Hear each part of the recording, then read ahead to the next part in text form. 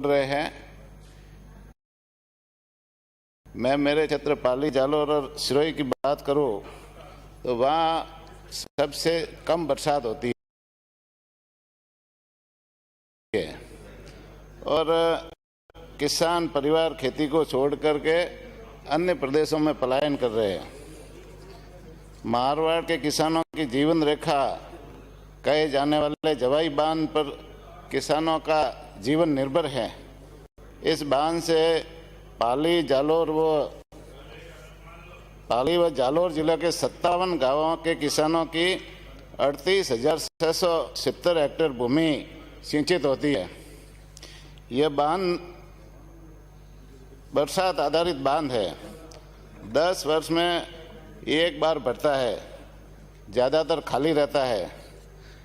मैं सभापति महोदय सरकार से निवेदन करना चाहता हूँ कि ये किसानों के लिए उपयोगी बांध है और ये ज़्यादातर खाली रहता है, तो वहाँ के जो क्षेत्र के किसान हैं, कमांड क्षेत्र के किसान, उनकी फसल वहाँ उपज हो नहीं पाती और ज़्यादातर वो किसान खेती नहीं होने से बेरोजगार हो जाते हैं और धीरे धीरे करके वो वहाँ से पलायन कर जाते हैं और दूसरे प्रदेशों में जाकर बसते हैं।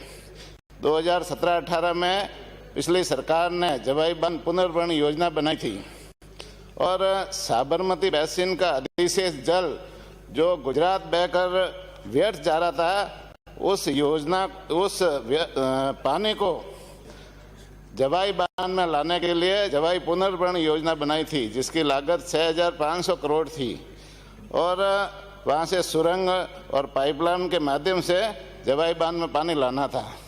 लेकिन सरकार बदल गई और वर्तमान सरकार ने वो योजना ठंडे बस्ते में डाल दी है। मैं सभापति महोदय जी आपसे निवेदन करना चाहता हूं कि किसानों की जीवन रेखा, मारवाड़ क्षेत्र की जीवन रेखा जवाई बांध की उस पुनर्भरण योजना को त्वरित गति से लागू किया जाए और निश्चित रूप से वो सिर्फ सुमेरपुर को ही फायदा नहीं होगा, पाली, जालोर और सिरोही के सभी किसानों को फायदा होगा। एक निवेदन मैं ये करना चाहता हूँ कि जवाई बांध से पानी ले जाने की खूब सारी योजनाएं बन रही है।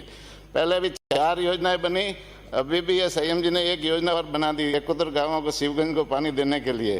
तो पानी ले जाने के लिए मैं निवेदन करना चाहता हूँ कि आप योजना बनाओ, लेकिन पहले पानी लाने की योजना तो बनाओ। वहाँ किसान मृत अवस्था में है, किसानों की स्थिति खराब हो रही है और मैं निवेदन करना चाहता हूँ पहले जवाई में पानी लाने की योजना बनाओ, जवाई में पानी लाओ और फिर ले जाने की योजना बनाओ, तो कोई तकलीफ नहीं है। ये निवेदन मैं आपसे करना चाहता हूँ। मैं सभापति महोदय जी आपसे एक निवेदन और करना चाहता हूँ। सही बांध की सुरंग को चौड़ी करने के लिए पिछले वर्ष मुख्यमंत्री जी ने घोषणा की थी, लेकिन वो घोषणा अभी पूरी नहीं हुई है और अभी तक वो उसके ऊपर टेंडर भी नहीं हुए और किसी तरह का काम चालू नहीं हुआ है। मैं आपसे निवेदन करना चालू नहीं हुआ है। मैं आपसे निवेदन करना चाहता हूँ कि सरकार को निर्देशित करे कि वो उस योजना पर काम करना चालू करे और किसानों के लिए वो योजना फायदेमंद है। मैं सभापति महोदय जी मेरे सुमेरपुर कृषि मंडी की बात करूँ तो सुमेरपुर कृषि मंडी की डीएलसी दरें राजस्थान के अन्य मंडियों से ज़्यादा है और उस कृषि मंडी के बाहर जो क्षेत्र है, सामने वाला क्षेत्र, वहाँ जो कॉमर्शियल क्षेत्र है, वहाँ की डीएलसी भी 900 से 1200 वर्ग फीट है और सुमेरपुर मंडी परिसर के अंदर 4800 वर्ग फीट है।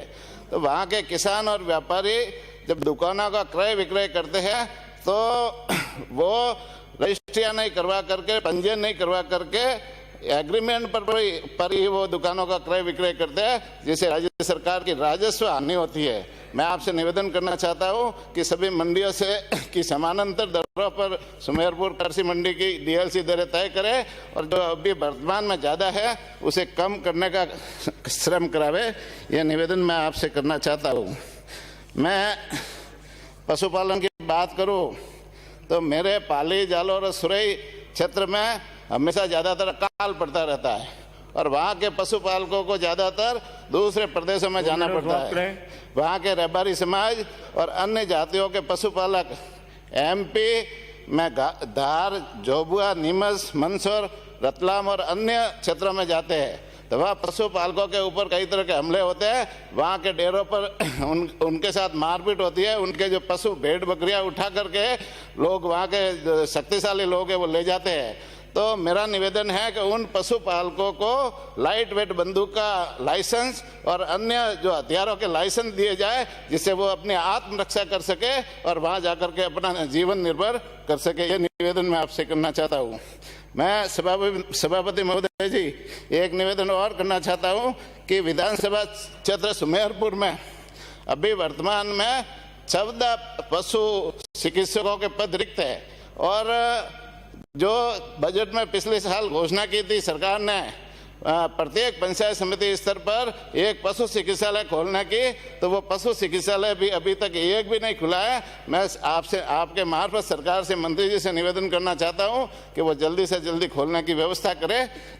इसी निवेदन के साथ बहुत बहुत धन्यवाद। जय हिंद, जय भारत।